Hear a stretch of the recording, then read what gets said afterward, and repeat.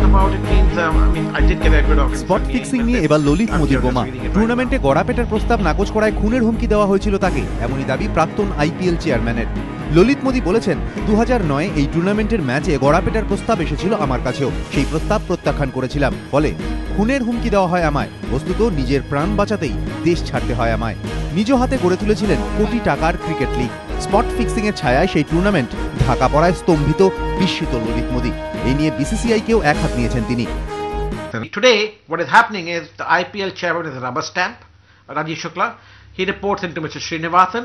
He takes the decisions. He's the Chennai Super King owner. He's the BCCI president. He controls the ICC. He controls everybody. What happened in the ICC also.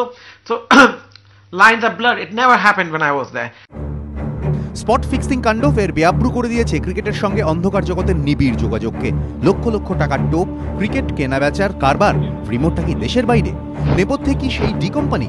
Dawood Ibrahim? প্রশ্নগুলোর উত্তর খুঁজছে পুলিশ, বললেন স্বরাষ্ট্রমন্ত্রী Sushil Kumar Shinde. I congratulate Delhi police, you see, that whenever they do good work, I appreciate. Sir, इसमें दाऊद इब्राहिम का नाम आ रहा है कि दाऊद का इससे कोई जुड़ाव का कोई सबूत मिला है? Is it an internal security? देखिए, पुलिस सब इन्वेस्टिगेट करेंगे। अभी ये प्रिलिमिनरी स्टेज है, सब पुलिस इन्वेस्टिगेट करके सब बताएंगे। অন্যদিকে ঘটনা নিরপেক্ষ তদন্তের দাবি তুলেছেন বিজেপি নেতা শাহনওয়াজ হুসেন। बीसीसीआई को इसकी जांच करनी चाहिए। जो बुकीज पैसा देते हैं वो किस तरह से खिलाड़ियों को प्रभावित कर रहे हैं, इसकी पूरी जांच होनी चाहिए।